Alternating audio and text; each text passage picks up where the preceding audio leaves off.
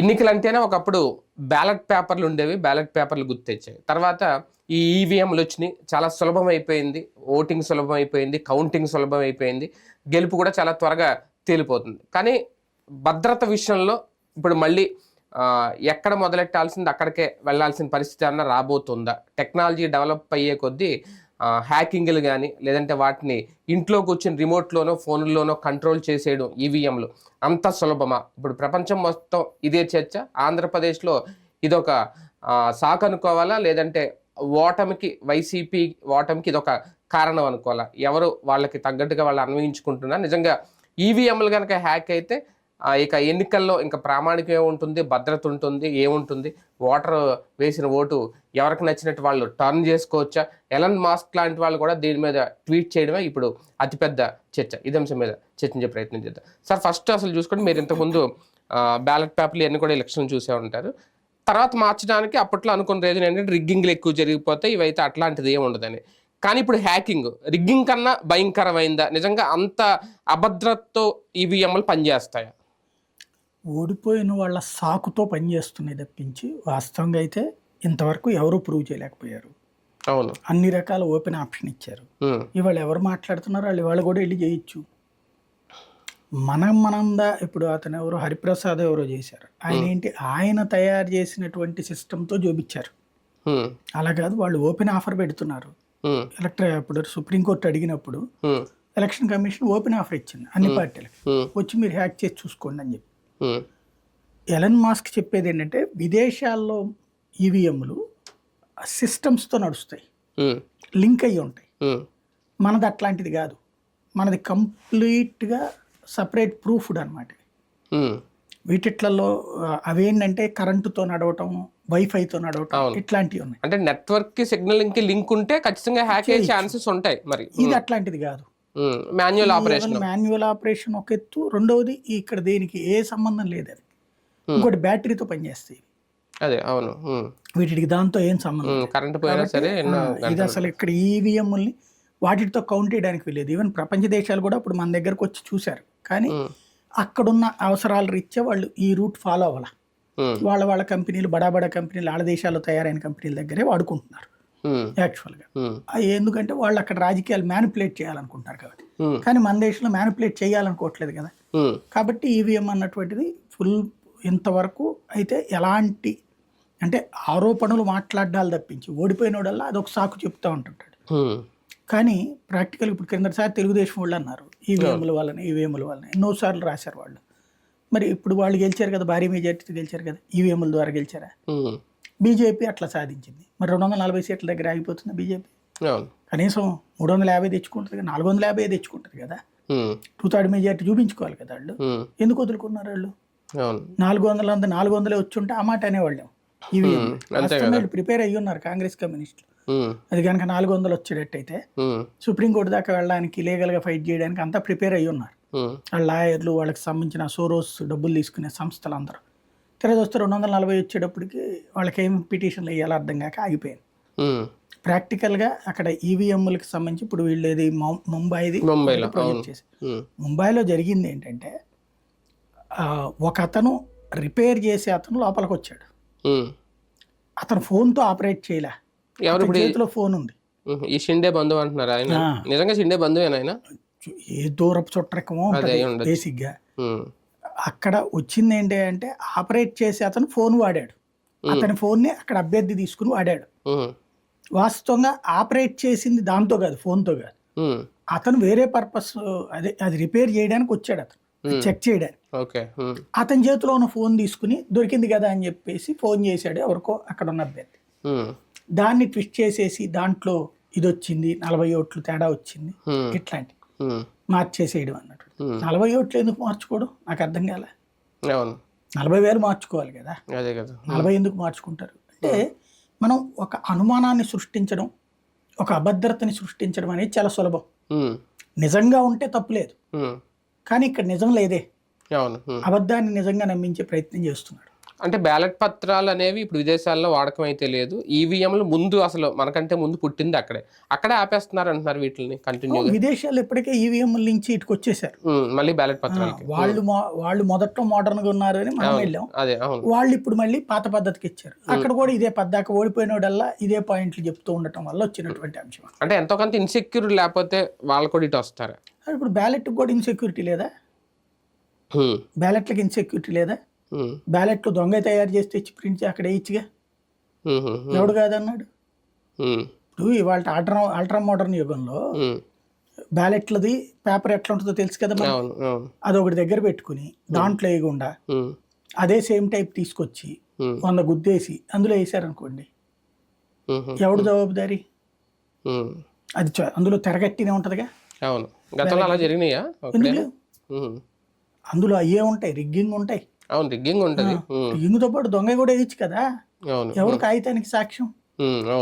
నోట్లనే print చేసాం మనం. ఇప్పుడు భారతదేశంలో నోట్ల రద్దు ఎందుకు జరిగింది? మనం ఏ పేపర్ అయితే వాడతామో అదే పేపర్తో పాకిస్తానోడు నోట్లు ముద్రించాడు, మన నోట్లు ముద్రించాడు. అవి డూప్లికేట్ కాదు. డూప్లికేట్ అనేది కనిపెట్టచ్చు, ఒరిజినల్ పేపర్, ఒరిజినల్ ప్రింట్. ఇంకా మనం ఎట్లా కనిపెడతాం? అప్పుడు రద్దు అయిన తర్వాత సేమ్ టు సేమ్ డబ్బులు వచ్చేసినాయి. 20 కోట్ల ఎంతో, ఏది 220,000 కోట్ల ఎంతో కదా తగ్గింది, 2,000 కోట్ల ఎంతో అంటారు. మిగతా అదంతా వచ్చేసింది. కానీ 1,000 కోట్ల రూపాయలు పారేసినవి చూసాం, కాలువల్లో పారేసినవి, చెత్తకుండీలో పారేసినవి, ఇవన్నీ 1,000 కోట్లు చూసాం. అనేక మంది ఇలా దగ్గరే ఉండిపోయింది. ఇవన్నీ ఇలా ఉండగానే మరి అంత ఎట్లా వచ్చేసింది అంటే ఏది ఒరిజినల్ ఏది ఇది? ఒక డైరెక్ట్ గా కరెన్సీనే అట్లా ముద్రించినప్పుడు బ్యాలెట్లు ముద్రించకూడదు. రేపు ఎవడు పట్టుకోగలుగుతాడు? ఇప్పుడు పోలింగ్ బూత్ లోకి వెళ్ళాడు, ఏం జేబులు చెక్ చేయరు కదా. జేబులో తలక ఒక అర్రజని ఇచ్చి జేబులో పెట్టుకుని వెళ్ళమని లోపలికి వెళ్ళాక అందులో వేయరా అంటే మ్యానిపులేట్ చేయడానికి ఇందులో అవకాశం ఉంది, బ్యాలెట్లో అవకాశం. ఈవీఎంలు మ్యానిపులేట్ చేయలేము. రెండో కాన్సెప్ట్ ఏంటంటే ఈవీఎంలకు సంబంధించినటువంటి వ్యవహారాన్ని ఏది కాకుండా, ఇప్పుడు ఫర్ ఎగ్జాంపుల్ ఆవిడ మీ అమ్మ కాదేమో అన్నారని చెప్పేసి అమ్మను వదిలేస్తామా? ప్రాక్టికల్గా ఇక్కడ మనం ఏదైనా అనేటప్పుడు ఒక ఎవిడెన్స్ ఉండాలి, ఊహాజనిత ఎవిడెన్స్ కాదు. ఎలన్ మాస్క్ ఇట్ అన్నాడు కాబట్టి, ఎలన్ మాస్క్ చాలా అన్నాడు, ఇది కూడా తీసేసాడు, ట్విట్టర్ పేరు తీసి ఎక్స్ పెట్టాడు. మరి అది తప్ప, ట్విట్టర్ పచ్చి బూత్ అన్నాడు. మరి ట్విట్టర్ ఎందుకు ఫాలో అవుతున్నావు నువ్వు? అతని భావాలు అతను ఏదో చెప్పుకున్నాడు విదేశాల సంబంధించి, అతను ఇండియా గురించి మాట్లాడాలి. వాళ్ళ దేశంలో అక్కడ ఉన్నటువంటి ఇతర రాష్ట్రాల్లో జరుగుతున్నటువంటి ఎలక్షన్ బేస్ మీద అతను ఒక మొక్క అతను వాడిన పదాన్ని సరిగ్గా చూడండి, తెలుగులో హెడ్డింగ్ ఒకటి పెడుతున్నారు, వార్త మరొకటి ఉంది. ఇలాంటిది కొన్ని అనుమానాలు వస్తున్నాయి అంటున్నారు కాబట్టి చేయమన్నాడు. అక్కడేదో ఫ్రాడ్ తేలిందని కాదు, అనుమానాలు వస్తున్నాయి కాబట్టి మైనరే అది, అయినా సరే బ్యాలెట్ వైపుకి వెళ్తే బెటర్ అని చెప్పాడు. ఇదో ప్రజాస్వామ్య దేశాల్లో సహజంగా వాక్ స్వాతంత్రం ఉంటది, మాట్లాడుకుంటారు. ఆ మాట చిక్కల లింక్ పెట్టుకోవడం ఎందుకు? అంటే ఈవీఎంలు నిషేధిస్తే బెటర్ ఎన్నికల్లో అనేది అతను చెప్పింది. అదే అనేది వాళ్ళ దగ్గర, మనకు చెప్పింది మనం అన్వయించుకుంటాం. భారీ ఓటములు లేదంటే భారీ విజయాలు వచ్చినప్పుడే, ఖచ్చితంగా భారీ విజయం వచ్చినప్పుడు ఎవరో మాట్లాడరు. ఇప్పుడు వీళ్ళు కూడా చేసేది కూటమి మాట్లాడట్లేదు, ఈసీఏ మాట్లాడట్లేదు. ఓటమి పాలైనప్పుడు ఖచ్చితంగా అంటే వాళ్ళు విశ్లేషించుకోవడంలో ఫెయిల్ అవుతారు, లేదంటే ఇది ఒక సాగ్గా కనిపిస్తుంది. ఈవీఎం ప్రతి ఎలక్షన్కి ఇదే జరుగుతుంది, దానికి ఇంకా ఆల్టర్నేటివ్ లేదా? ఇప్పుడు ఇంతకు ముందు ఓడినప్పుడు రిగ్గింగ్ చేశారు, దాడులు చేశారు అనేవాళ్ళు, ఇప్పుడు ఈ మాట అంటున్నారు. అదొక సాకు ఎప్పుడు ఉంటది. సాకు అన్నప్పుడు టోటల్గా ఎలక్షన్ రద్దు చేయాలి, అంత మించి ఇంకేం లే. ఇదివరకు ఏమనేవాళ్ళు, శాంతి పోలీసులతో మెయింటైన్ చేసి దొంగ ఓట్లు వేయించి దొంగ ఓట్లతో గెలిచారనేవాడు, లేకపోతే రిగ్గింగ్ చేసి గెలిచారనేవాడు, బూత్ క్యాప్చరింగ్ చేసి గెలిచారనేవాడు. అయ్యే కదా ఇంతకు ముందు మాటలు. అప్పుడు మరి దానికి పరిష్కారం ఇది అన్నారు. అయ్యేంటి కనబడ్డాయి అక్కడ, దీనికి ఏం కనబడలా. ఇది ఊహ, అది వాస్తవం. వాస్తవానికి ప్రత్యామ్నాయంగా ఇచ్చేసాం, ఊహక ప్రత్యామ్నాయంగా వాస్తవంలోకి వెళ్ళొద్దంటే ఎట్లాగా? దీని మీద ఎవరు స్పందించాలి? కేంద్రమా, ఎన్నికల కమిషన్ ఏమైనా నిర్ణయం తీసుకోవాలి? ఉంది, నిన్న కూడా చెప్పింది. ఎవడైతే అట్లాంటిది ఒక మిడ్ డేనో పత్రిక రాసి, కాబట్టి ఆ పత్రిక మీద బరువు నష్టం వేస్తా ఉంది. ఎట్లాంటి కావాలంటే మన వైరు వీటిలో కూడా రాయొచ్చు, పోయేదే ఉంది. వెబ్సైట్లు ఇవన్నీ రాయడానికి మనం కూడా కూర్చొని రాసేసుకోవచ్చు. ఈవీఎం ఎట్లా, ఇప్పుడు నాకు కేతిరెడ్డి చెప్పలా, ఎక్కడెక్కడో తేడా వచ్చి అట్లాంటి లెక్కలు బేస్ చేసుకుని 100 రాసుకోవచ్చు. అక్కడ ఉన్నది స్టేట్ గవర్నమెంట్ ఇలాదే, అవును సెంట్రల్ గవర్నమెంట్ వీళ్ళకి సహకరించేదే. ఎప్పుడు తేడా వచ్చింది మరి? అదే అవును ఇప్పుడు ఆ లెక్కనైతే పంచాయతీ మున్సిపల్ కార్పొరేషన్ ఎన్నికల్లో 80% 90% గెలిచారు వీళ్ళు, అంతే కదా. అవును పంచాయతీల్లో 80%, మున్సిపాలిటీల్లో దాదాపుగా 90% ఎంత గెలిచినట్టున్నారు కదా. అవును మరి ఆ రోజున వీళ్ళు హ్యాకింగ్ చేశారా దాన్ని? అవును కార్పొరేషన్స్ అన్నీ కంప్లీట్గా వీళ్ళే కొట్టారుగా, హ్యాకింగ్ చేశారా? మరి అంటే చివరిలో బీజేపీ అవతల మరి పోనీ బీజేపీ తనేసుకోదా కంప్లీట్గా? కొన్ని ఆంధ్రాలో ఎక్కడుంది తేడా? అంటే నడుస్తున్నది అంతే. కావాలి జనరల్గా కూడా ఈవీఎం అంటే అన్ని పార్టీలకి సంబంధించి కదా, నిజంగా అందులో ఫ్రాడ్ జరిగినా జరగకపోయినా అందరూ స్పందించాలి. ఇప్పుడు ఓడిపోయారు కాబట్టి వైసీపీ దాన్ని మాట్లాడుతుంది, ఏదో చేస్తుంది. గెలిచారు కాబట్టి టీడీపీ మౌనంగా ఉంటుంది. మరి ఆ మౌనం వెనక కూడా అనుమానాలు రావా?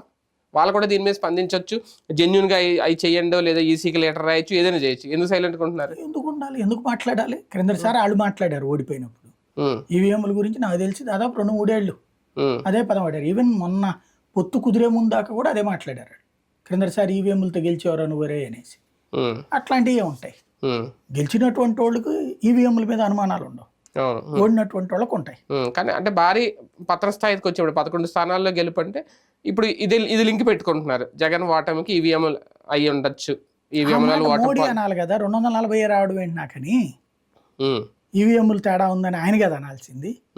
అదేంది ఇంత చేస్తే ఒక అయోధ్య రామ మందిరం నిర్మించి దేశంలో ఎన్ని మార్పులు చేసి ఉత్తరప్రదేశ్ అయోధ్యలోనే ఓడిపోయి మరి ఆయన అనాలి కదా ఈవీఎంలు అనేసి. మనం ఏంటంటే నిజాన్ని అంగీకరించలేనప్పుడు ఇది మాట్లాడుతూ ఉంటాం. ప్రాక్టికల్గా ఇప్పుడు ఆంధ్రప్రదేశ్లో ఒక ఫ్యాక్ట్ ఫిగర్ కనబడుతున్నది ఒకటే, కమ్మ సామాజిక వర్గాన్ని వీళ్ళు బాగా ద్వేషించారు. ఆ ద్వేషంతో వాళ్ళంతా ఒక్కటయ్యారు. కసిగా ఒక్కొక్కరు 10 మందిని ఇన్ఫ్లుయెన్స్ చేసే ప్రయత్నం చేశారు. ఇది నెంబర్ 1. కాపు సామాజిక వర్గానికి ఉనికి సమస్య వచ్చింది, నాయకత్వ సమస్య. చిరంజీవిని వదులుకున్నాం, ఇప్పుడు పవన్ కళ్యాణ్ కూడా మనం కనుక దూరం పెట్టేసుకుంటే ఇక మనకు 25 ఏళ్ల దాకా నాయకుడు దొరకడు అన్నట్టు ఒక అభద్రతా భావం వచ్చింది. అందులో పొత్తు పెట్టుకునేటప్పటికి ఈ ప్రభుత్వం నాకు వ్యూహం వదిలేయండి అని కూడా అంటున్నాడు కాబట్టి మనం మనోని కాపాడుకోవాలన్నటువంటి కసి వచ్చింది. ఈ 2 సామాజిక వర్గాలు కలవు కదా అని చెప్పేసి వైఎస్ఆర్ కాంగ్రెస్ పార్టీ భావించింది. ఈ 2 సామాజిక వర్గాలు చాలా బలంగా కలిసినాయి మొట్టమొదటిసారి. ఆ కలయిక అన్నటువంటిది అతిపెద్దదైనటువంటి ఇది. రెండవది నా బీసీ, నా ఎస్సీ, నా ఎస్టీ, నా మైనారిటీ అంటాం వల్ల ఓసీ సామాజిక వర్గాలన్నీ ఒక్కటైనాయి. ఆ ఇంపాక్ట్ కనిపించింది. ఇకపోతే ఎస్సీల్లో వచ్చేటప్పటికి ఓ పక్కన ఆర్థిక ప్రయోజనాలు అందరితో పాటు ఇస్తున్నారు. బీసీ, ఎస్సీ, ఎస్టీ, మైనారిటీతో పాటు ఓసీకి కూడా ఇస్తున్నారు ప్రయోజనాలు. అది వాళ్ళకి నచ్చలేదు, వాళ్ళకి సపరేట్ ప్రయోజనం కావాలన్నటువంటిది ఉంటుంది. దానికి తోడుగా అక్కడ 50 ఏళ్ళకే పెన్షన్ అన్నారు, అది వద్దనుకుని ఇక్కడికి ఎందుకు రావాలనేటువంటి ఆలోచన వస్తుంది. పోనీ జగన్మోహన్ రెడ్డి ఏమో చివరిలో 250 పెంచానన్నాడు. ఇక్కడ 50 ఏళ్ళకే పెన్షన్ అంటే ఆయా సామాజిక వర్గాల్లో ఉన్న వాళ్ళు 50 ఏళ్ళ పైన వాళ్ళు అందరూ ఇటుకి టర్న్ అయిపోయినట్టే కదా. మాక్సిమం 90% టర్న్ అయ్యారు అక్కడ. దాంట్లో ఇంకొకటి వచ్చేటప్పటికి ఏ రెడ్డి సామాజిక వర్గం వాళ్ళని డిజోన్ చేసుకున్నారు ప్రాక్టికల్గా. ఎందుకని మధ్యలో అభ్యర్థులు మార్చడం, రెడ్లను తీసేసి బీసీలకు ఇవ్వడం, ఇట్లాంటివి వాళ్ళకి నచ్చలేదు. ఇంకోటి వాళ్ళని తిన్నీయలేదు. పక్కన పేరేమో రెడ్లందరూ తినేస్తున్నారని, కానీ ఆ రెడ్లకి ఏం తిన్నీయలేదు అన్నటువంటి కసి ఉంది. మద్యము, ఇసుక, లేదా కాంట్రాక్ట్లు, వర్కులు ఇట్లాంటివన్నీ తిన్నవ్వలేదు అన్నటువంటి ఆ వర్గాలన్నీ ఎదురు తిరిగినాయి. అటు ఈ 3 వర్గాలు అంటే ప్రధానమైన ఆర్థిక వనరులు కూడినటువంటి 3 వర్గాలు యాంటీ జగన్ అయినాయి. రకంగా జగన్ మీద వ్యతిరేక ఓటు ఇది అంతే. అది జగన్ ఎంత వ్యతిరేక ఓట్లో కూడా నాకు 40% ఓట్లు వచ్చి నేను సంతోషపడాలి, కానీ దానికి ఈవీఎం శాఖ ఇంకోటి అంటే వ్యూహాలు, రాజకీయ కారణాలు, ఎత్తుగడలు అందులో ఫెయిల్, దాన్ని విశ్లేషించుకోవాలి ఒక పాయింట్. కాకపోతే టెక్నికల్గా ఇంకా ఈవీఎం అనేది టెక్నికల్ లోపం. ఎక్కడైతే కంచుకోట్లు లేదంటే మా పట్టున్న ప్రాంతాలైనా వైసీపీ కొంటే టీడీపీ కొంటే అటువంటి చోట్ల ఈవీఎంలను మిస్ చేసి వాటిని పక్కన పెట్టారనే ఆరోపణలు, దానికి జెన్యూన్గా ఒక రిపోర్ట్ ఏమి ఈసీ ఇవ్వలేదా? అంటే ఓపెన్గా చెప్పలేదా ఇక్కడ ఇన్ని ఓట్లు పడ్డాయి, ఇన్ని ఈవీఎంలు కౌంటింగ్ అయినాయి అని? అదేం చెప్తే ఇటువంటి అనుమానాలు రావేమో. ఇంక చెప్పేదే ఉంది, అది ఆల్రెడీ లిస్ట్ ఓపెన్ గానే ఉంటది. ఆ రోజు ఇప్పుడు నిన్న కూడా ఎన్ని 20 లక్షల ఈవీఎంలు ఎన్నో మిస్ అయినాయి అనేది కదా వీళ్ళు చేస్తున్నారు. ఇట్లాంటి గాలి, దానికి ప్రామాణికం ఏమి ఉండదా? ఇట్లాంటి గాలి మాట తప్పించి ఏముంటది దానికి సమాధానం? ఈసీ ఏం చూపించలేదా? లేదు పెట్టాలి వీళ్ళకి. అది ఇదిగో నా దగ్గర అన్ని లెక్కలు ఉన్నాయి రా అంటది, లేదు నీ దగ్గర తగ్గినాయి అంటారు. ఎవడు సమాధానం దానికి? ఏం లెక్క చూపెట్టాలి? ఇప్పుడు నిన్న ఉంది పోలింగ్ బూత్ దగ్గర నీ కౌంటింగ్ క్యాండిడేట్ ఉన్నాడుగా, ఈ కౌంటింగ్ ఏజెంట్ ఉన్నాడు కదా, అవతల కౌంటింగ్ ఏజెంట్ ఉన్నాడు కదా, నువ్వు అక్కడే ఎందుకు అనుమానం వ్యక్తం చేయలే? ఏం తేడా ఎందుకు రాలేదు అక్కడ? అక్కడ చూసినప్పుడు బానే ఉందిగా నీకు. ఒకటి ఏరియాల వారీగా ఎస్ కరెక్ట్ ఫీలింగ్ ఉంటుంది, బూతుల వారీగా బీసీ ఎస్సీ ఎస్టీ ఇప్పుడు ఇది ఎట్లా ఉంటది అంటే రాజుగారి ఇంట్లో కొండ పాలకొండ లాగా ఉంటది, అందరూ కలిసి ఓటేస్తారు. ఇప్పుడు బీజేపీకి తగిలింది అదే దెబ్బ, వైసీపీకి తగిలింది అదే దెబ్బ. మన ఇదేంటంటే అతి విశ్వాసాన్ని చూపించారు, మనం గెలిచేస్తున్నాం వీళ్ళు 155 మనమే కొట్టే పోతున్నాం, 157 గ్యారంటీ అన్నటువంటిది. అటు పక్కన వాళ్ళు మనకే వచ్చేస్తున్నాయి 400 రాబోతున్నాయి 300. ఇంకా మనం ఎందుకు సీరియస్గా తీసుకోవాలి, ఆల్రెడీ అక్కడ అవతలేం పెద్ద సీనే లేదు కదా అనేటువంటి ఫీలింగ్ లో ఉన్నారు. అక్కడైనా కార్యకర్త కష్టపడే వాళ్ళు పక్కకి వెళ్ళిపోయారు. ఆల్రెడీ నడిచిపోతుంది, మనం ఉన్నా లేకపోయినా మనల్ని పెద్దగా లెక్క చేయట్లేదు కూడా కదా అన్నటువంటి ఉద్దేశంతో కార్యకర్తలు పక్క వెళ్ళిపోయారు. అక్కడ బీజేపీకైనా ఇక్కడ వీళ్ళకైనా కార్యకర్తలు నిర్లక్ష్యంగా ఉన్నారా లేదా నిర్లిప్తంగా ఉన్నారు? కార్యకర్త నిర్లిప్తత ఇంతటి కారణం. దాన్ని డైవర్ట్ చేసుకుని ఎవరు మోటివేట్ చేశారు కార్యకర్తల్ని, ఎవరు లీడర్లను మోటివేట్ చేశారు? వాస్తవానికి దానికి తోడు ఈ ఉదంతాలు చాలా వరకు నెగిటివిటీ ప్రచారంలో ట్రాప్లో ఉన్నారు వాళ్ళు. దాన్ని ఎదురు దెబ్బతీసాం అనుకున్నారు కానీ అది ఎప్పుడు కూడా అనుకూలంగా చెప్పడం చాలా కష్టం, వ్యతిరేకంగా చెప్పడం చాలా సులభం. ఆ సమస్య ఉంది, అది ఇక్కడ కనబడుతుంది. ఓటమిని అంగీకరించలేనప్పుడు కూడా ఈవీఎంలు వాడేసుకుంటాను. ఇప్పుడు వైసీపీ అదే పని చేస్తుంది క్లియర్గా, తప్పకుండా. ఫైనల్ గా అసలు విషయం పక్కన పెట్టి విశ్లేషించుకోండి.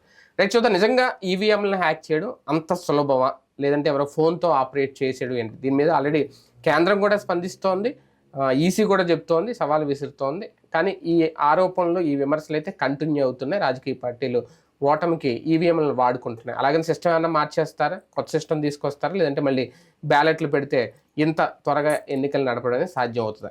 ఈసీ చెప్పాలి దీనికి సమాధానం.